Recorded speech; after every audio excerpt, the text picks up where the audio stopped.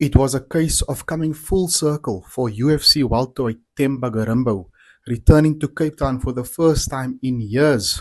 After leaving school at the age of 16, the Bati Masvingo-born athlete worked in the treacherous Marenge diamond fields before moving to Cape Town, South Africa in search of a better life. There, he made a living as a gardener and security guard before finding mixed martial arts.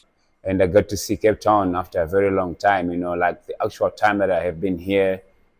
Yeah, times were tough. And, I have got a different view of Cape Town. I didn't like it after I left.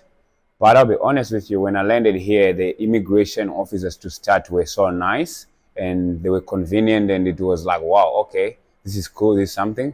And when I got in here and the car rental and everything was efficient and works. And man, the people are actually nicer in Cape Town, if I have to say. So different perspective, and they say when life changes a little bit, you've got different perspective about things, and I think I like Cape Town. Gorimbo, who now lives and trains in the USA, returned to Cape Town for a sponsor event and also found time to catch up with some old friends and coaches. Yeah, so I actually like I told you, I'm moving silence. I don't like to tell people where I am, especially like when I come here. So I just move in silence. So what happened is that I called Francois Kabulu. I googled his gym's name. I called him. I said I spoke like an Englishman with a funny accent, and yeah, man, I called him. I said I wanted to come in for a private session and train with him. Then he directed me. I got there. He saw it was me. He was like, "Oh wow."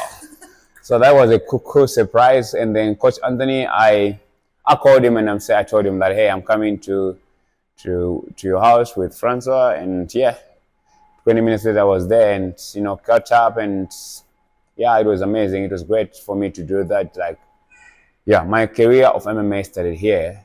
However, yeah, things take a turn, and life moves on, and I am where I am right now. And yeah, man, it's been great. I fought here. I would not want to fight here. So yeah, I'm great. I'm great, and I'm cool. Driven by a purpose to improve his life, Gorimbo shone in the Extreme Fighting Championship, where he would eventually become the welterweight king. His talent, hard work, and incredible life story eventually got him a spot in the UFC, the Ultimate Fighting Championship. After making history by becoming Zimbabwe's first EFC champion, Gorimbo now aims for higher honors as he chases the UFC Welterweight Championship. And his four-fight winning streak certainly stands him in good stead. Gorimbo recently put his hand up as a replacement for the high-profile fight between Vicente Luque and the infamous Nick Diaz. The fight, which was set to take place in August, was postponed due to traveling issues. With that bout now being moved to December 2024, Gorimbo is still keen on being a backup for that bout. In August, when that fight was supposed to happen in August in Abu Dhabi, I raised my hand, and I was in Vegas, and I raised my hand for that fight to say that if one of them pulls out, I wanted to step in. And I'll tell you what happened really. The fight, Diaz pulled out, and I've got a very smart manager. And right around about that time, I had an injury on my foot. I couldn't really train properly. I kicked Sean Strickland and I hit my foot, and I couldn't train properly. And yeah, screw Sean Strickland. Here's the thing, guys. Yeah, I kicked Sean Strickland, so I had an injury right around that time. I was struggling to walk. And yeah, so my smart manager, and when it happened, I messaged my manager. I'm like, can I step in? He's like, brother, we're not gonna work so hard and just try to fill in for a fight.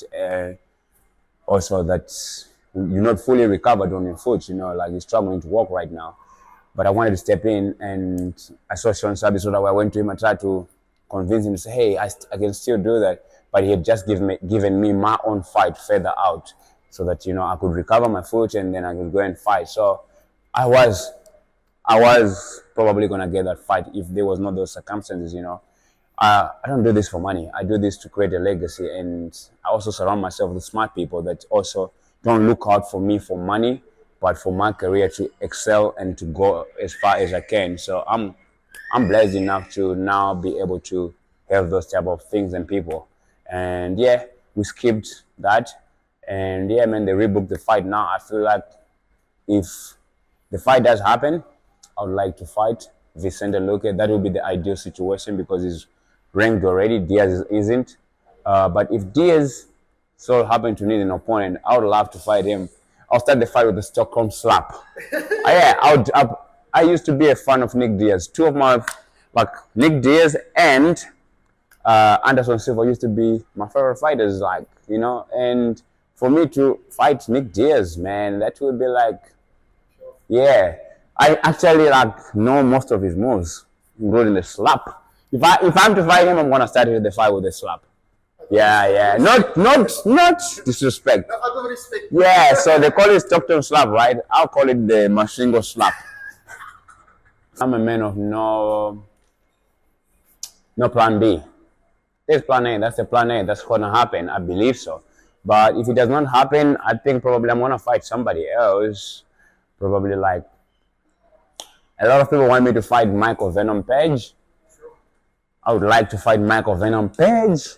I mean, they expose each other, him and Ian Gary, that they're terrible on the ground and their wrestling sucks.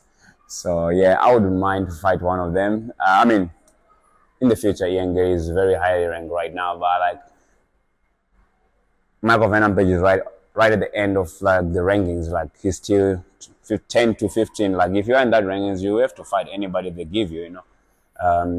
And also like yeah, it's very difficult and complicated. Like the guys in the rankings, they all like to sit on their rankings and, you know, get the narratives or the things, the nice things, Niceties. yeah, from the sponsors to say, oh, I'm number 9 ranked and whatsoever. But like, if you really think that the number that is next to you is really what you are worthy, why don't you fight anybody? You know, like it is what it is. But like, also you have to earn your way to be in those rankings.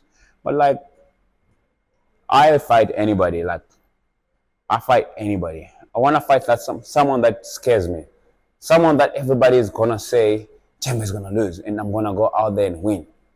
That's what I want to fight. Like I want to fight anyone that people think that is better than me, and I'm gonna go and smash them, and I'm gonna make an example of them. Like, you know, in my next fight, I'm still on my second contract.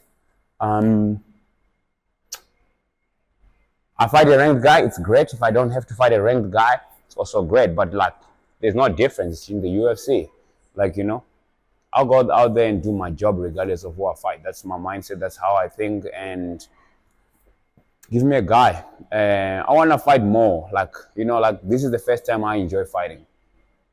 Actually, like this is the first time I fight with no pressure. Like I feel like fighting is no more thing because like I'm not sparring every week, twice a week with highly elite level fighters. And that actually that gives you confidence that, hey, I can do this any day of the week. I do it every week twice. Why can't I just do it every month? So I would like to fight as many times as I can. I mean, when I fight, I get paid, right? And it's nice money. I don't do it for money, but you know what? The money pays for my kids' tennis, so why not? You know, I prefer fighting. I love fighting now. I never said this before that, oh, I love fighting, but hey, man, I love fighting. This was the first time after a fight, I'm like, I get out of the fight. I'm like, damn, I would like to heal as soon as possible so that I can fight again like next month. But yeah, I'll probably be fighting if things don't happen the way I manifest it to happen, probably February, I'll be fighting. But yeah, I would like to have 4 or 6 fights in 12 months. I'm so far 3 fights in 8 months. So this is a blessing, bro.